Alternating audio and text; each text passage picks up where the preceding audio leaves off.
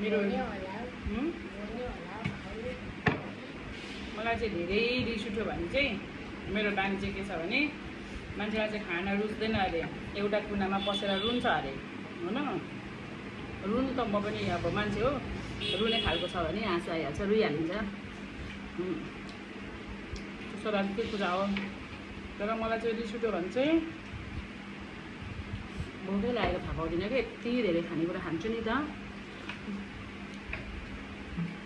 त्यही भएर होला।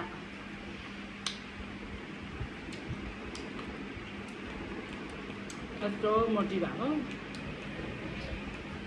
रिस उठ्यो भने मलाई रिस उठोस् होइन, मेरो दिमाग चाहिँ मुड खराब होस्, म अगाएकै थाहा पाउँदिनँ यति खान्छु होइन, दिनभरि कुचुक कुचुक कुचुक कुचुक खाइरहेको छु, कहीँ जानु पनि मन लाग्दैन।